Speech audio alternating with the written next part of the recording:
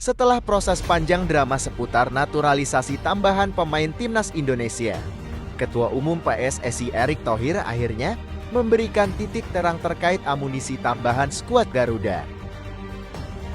Erick Thohir memberikan keterangan bahwa proses dua pemain naturalisasi yaitu Tom Hai dan Radnar Oratmangun akan dipercepat untuk bisa tampil perdana pada kualifikasi Piala Dunia melawan Vietnam. Sebelumnya proses naturalisasi dari keduanya sempat terhenti karena adanya pemilihan presiden di Indonesia. Akhirnya dua pemain tersebut sudah masuk ke tahap pengajuan tersebut terpaksa ditunda. Akan tetapi dengan kabar gembira ini, maka timnas Indonesia dipastikan akan memiliki wajah baru. Laga melawan Vietnam pada akhir bulan Maret mendatang, skuad asuhan coach Shin Tae-yeon akan kedatangan setidaknya 4 pemain baru. Di antara 4 pemain itu adalah Jae In-sek, Nathan Jo Aun, Tom Hai, dan Radnar Oratmangun. Keempat pemain ini diharapkan dapat memberikan dampak yang positif bagi timnas Indonesia pada kualifikasi Piala Dunia kali ini. Khususnya untuk membantu timnas Indonesia memenangkan 2 laga beruntun saat melawan timnas Vietnam. Dengan skuad ini tentunya Shin Tae-yeon akan memiliki banyak opsi untuk bisa mengatur kedalaman skuad untuk mengincar kemenangan saat lawan Vietnam. Berikut merupakan prediksi line up timnas Indonesia saat melawan Vietnam yang akan digunakan oleh coach Shin Tae-yeon pada laga kualifikasi Piala Dunia tahun 2026. Pada pertandingan kali ini, nampaknya coach Shin Tae-yeon untuk kembali memasangkan formasi dengan menggunakan 3 pemain belakang, 4 pemain gelandang, dan 3 penyerang. Dengan posisi penjaga gawang yang akan kembali diisi oleh Arnando Ari dari Persebaya Surabaya. Gagalnya naturalisasi dari Martin Paes membuat penjaga gawang lokal asal Indonesia mampu mengamankan posisinya. Arnando bisa dipastikan 100% masuk sebagai pemain utama dalam 2 laga beruntun melawan Vietnam, selain karena jam terbangnya yang sudah pengalaman. Memasang Arnando Ari yang sudah terbiasa melawan Vietnam tentu akan menjadi hal yang sangat menguntungkan bagi timnas Indonesia. Sementara itu untuk posisi pemain belakang sendiri, Shin Tae-yeon kemungkinan akan mencoba formasi dari trio yang baru akan terbentuk seperti dengan memasang Elkan Bagot, Justin Hubner, dan juga Jae In-sek. Ketiga pemain tersebut sampai saat ini masuk dalam jajaran pemain terkuat yang kini dimiliki timnas Indonesia. Elkan Bagot sebagai pemain naturalisasi pertama di era Shin Tae-yeon memiliki jam terbang yang sangat tinggi yang bisa membuatnya tampil maksimal dalam pertandingan timnas Indonesia. Sedangkan Justin Hubner, meskipun baru bergabung dengan timnas Indonesia, namun dirinya adalah sosok kapten di klub yang mampu membawa timnya menjuarai kasta utama Liga Inggris usia 21, sehingga sudah pasti ia memiliki kekuatan yang mumpuni untuk bisa masuk opsi utama Shin Tae-yeon pada laga melawan Vietnam mendatang. Sementara itu, posisi Jae In-sek sebagai pemain utama juga tidak dapat diragukan lagi. Ia adalah sosok pemain utama di klubnya yang selalu tampil dalam setiap pertandingan. Akan tetapi laga debutnya pada bulan Maret ini sudah tentu akan melihat seberapa cepat pemulihan cedera yang kini sedang dia alami. Sandy Walsh, pemain asal klub Belgia itu, akan kembali memperkuat timnas Indonesia. Pada laga melawan Vietnam, pemain asal Liga Belgia itu tampil apik pada Piala Asia Qatar lalu. Ia tentu akan menjadi mimpi buruk bagi timnas Vietnam.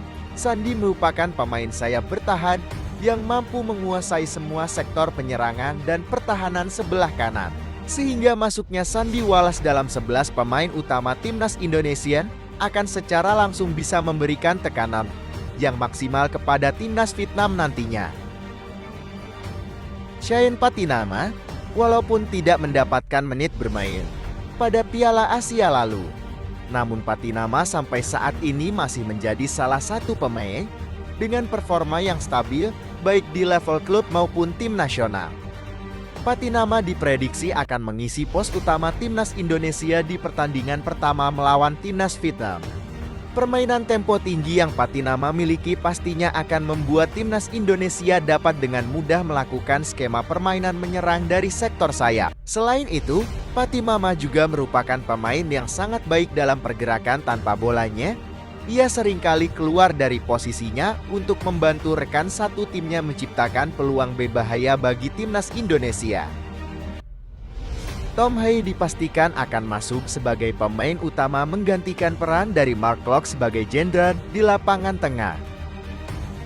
Tom Hai yang kini sedang mengurus seluruh pemberkasannya untuk tampil bersama timnas Indonesia diprediksi akan melakukan debutnya pada laga melawan timnas Vietnam di kualifikasi Piala Dunia. Ia merupakan sosok gelandang yang memiliki peran serupa dengan Ivar Jenner, AK, tetapi sudah tentu jam terbang yang ia miliki jauh di atas pemain muda yang satu itu. Tom Hai bahkan masuk dalam jajaran pemain yang memiliki pengaruh besar di dalam kompetisi Liga 1 Belanda.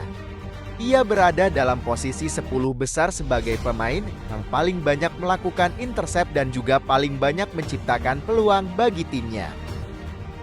Pengalamannya menguasai lini tengah lapangan memberikan keuntungan besar bagi timnas Indonesia.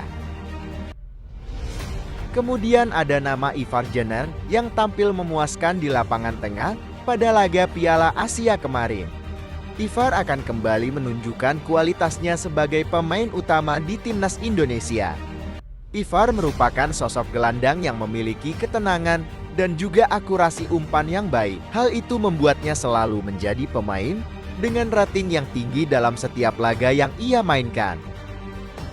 Posisi utamanya sebagai gelandang tengah akan sangat dibutuhkan oleh timnas Indonesia dalam kesuksesan skema permainan yang nantinya akan disuguhkan oleh para pemain di lapangan.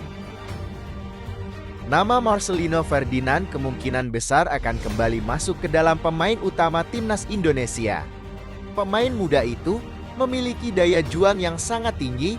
Ia berposisi sebagai gelandang serang yang dapat melakukan serangan yang maksimal ke pertahanan timnas Vietnam nantinya. Hadirnya nama Marcelino sebagai gelandang serang akan sangat membantu timnas Indonesia dalam menciptakan serangan. Kemudian ada nama Rafael Struijk yang kemungkinan besar akan kembali menjadi penyerang utama timnas Indonesia.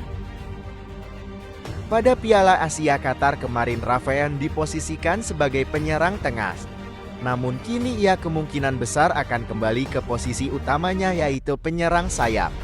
Rafael merupakan pemain yang memiliki postur tubuh tinggi dan memiliki kekuatan untuk menghadapi duel sengit bersama lawannya.